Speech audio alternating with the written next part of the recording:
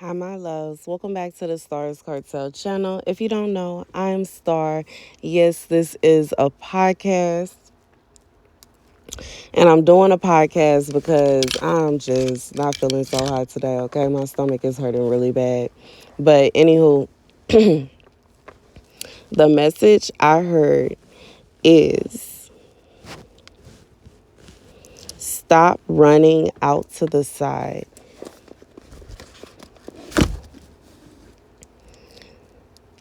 The scripture comes from Obadiah 1 and 9, and your mighty ones have been broken down, O Teman, so that every one of the mountain of Esau is out, is cut off for slaughter, for violence to your brother Jacob. Shame covers you, and you have been cut off for all time. So as I was, telling y'all the message as well as going over the scripture, God is leading me to share a dream that I had last night. In his dream, I saw a couple and they were in a house, okay? They were living together in a house. I felt as though this was like a situation where they hadn't been living together for a long time, but they had been living together for quite some time, if that makes sense. Like, for whoever this is someone that you may very well not be in a relationship with, or you may be in a relationship with them. This is someone that you're thinking about moving in with. This is someone that you are contemplating starting a relationship with them. This could be someone that is either just a friend or, it's something like that. It's like y'all are not in the exact serious. I feel like it's not a serious type thing yet. It's not a situation where y'all are exclusive or anything like that. You are kind of fantasizing the idea of this person and being with this person and being serious with this person. In this dream, however, I saw this couple as in a serious state. They were together. There was no doubt about it. They were living together. And the woman was at home alone. She was kind of cooking and just like, doing little things around the house, cleaning and doing her thing. And the man came home. And when he came home, he was being very aggressive with her. And like, this is, I'm not talking about like, you know what I'm saying? Like, this was really aggressive. And he's kind of like, um, yelling at her and telling her to go to the room. He is yelling at her, assuming that she's had someone in the house. He is, trying to kind of fight with her, and all of this is going on. And it's like this woman is very confused. She doesn't understand why he is acting this way. She doesn't understand what's going on. I feel like for whoever this is for, this is someone that has never shown you this side of them before. And for some of you, they have like, you know what I'm saying? And I know from my experience, from what I have seen in my life and from what I have seen from people around me, um, when somebody show you who they are, believe them. And if you dealing with somebody and like early on they're already doing things that are showing kind of signs of aggression, or they're already showing you that they can be violent, or they're already showing you that they can be mean, believe them. And I'm saying this, like, not only because these are the words of Maya Angelou, okay, the late Maya Angelou, the legendary, but also because, and that is not me. When I say things like that, it's not me idolizing anyone. I want to put that out there. It is me giving props to people, okay? And I'm not trying to take something someone else said or did as my own. But anywho, with that being said, this is a situation where for someone, you have seen that this person can be kind of aggressive. You have seen that they can be kind of mean, and you are Either thinking to yourself they wouldn't do that to you, or you're thinking to yourself, well, that's that person and I'm different, and you're thinking all of these things. And let me tell you something, baby, let me tell you something, and how as time progresses, it just gets worse. You know what I'm saying? And what I mean by that is, if when you're kind of like in a situation where you're just friends with someone, they aren't showing you 100%. You know, when you're even when you're in a relationship, but you're not living with someone, it's still not 100%. When you are living with someone, when you marry somebody, that's when you see them at 100%. Once again, I know this from experience because, baby, my ex-husband, I have talked about it so many times. I have known that man over 20 years. I knew him since I was a little girl. I knew him since I was a little girl. We went to school together in middle school. We would get there early. It would only be us two. Nobody else would be at school as early as we would get there. And we would just sit and talk for hours every single day. I never, and I like the person that I knew back then, he's obviously grown. Over the years he has become who he is today. And this is not me trying to talk down on him or anything like that, but I'm just telling the truth. He is a whole different person. And it's almost like, while there are pieces of my friend still within him, but at the same time he has grown to become someone else. And I'm saying this to say, sometimes we don't really know somebody until we actually know somebody.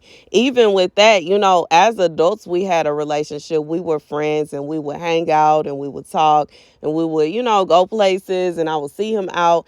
And it is completely different from actually being in a full-blown relationship with somebody. It is completely different to living with someone. It is completely different than being married to someone. And that's just the truth. And that's just the truth. My first husband, we were in a relationship for years. For years, for years, for years. We were in a relationship. We were best friends. I spent every single day with him. But I did not find out certain things about him until we were actually married and living together. And I was in shock. Okay. I was in shock. I was like, how is it possible that this man has been able to hide all of this from me? How? You know what I'm saying? Even though for the most part, I can be honest, throughout that relationship, I was trying to um drink my dreams away and smoke my dreams away. I didn't want to have my dreams. I didn't want to hear from God. I did not want to hear God's warnings at a certain moment in my life. And I know for some of you that may be shocking, but it is the truth. It is a lot of pressure when you are basically just trying to navigate through life and you have God in your ear constantly telling you about people, and you don't want to hear it. You don't want to hear that they plotting on you. You don't want to hear that they don't have the best interest for you. You don't want to hear that they got other things going on. You don't want to hear that they may be a bad person. You don't want to hear it. And, instead of listening to the warnings that God is giving you, you insist on pursuing someone or being around someone or being close to someone, entangling yourself with someone. And God is literally screaming at you, telling you, stop. God said for somebody, He has sent you warning sign after warning sign after warning sign. He has been sending you dreams, signs, and wonders. He has been whispering in your ear. He has been yelling in your ear. He has been telling you over and over again. For somebody, God even swear he was swearing when he told you to stop seeing this person, stop talking to this person, stop dealing with this person. If you could carry on, because he eventually gonna take his hands off of it. And if you carry on, you going to end up in a situation worse than what you ever imagined for yourself. God says for slaughter, for violence, to your brother Jacob, shame covers you and you have been cut off for all time. God said he is going to allow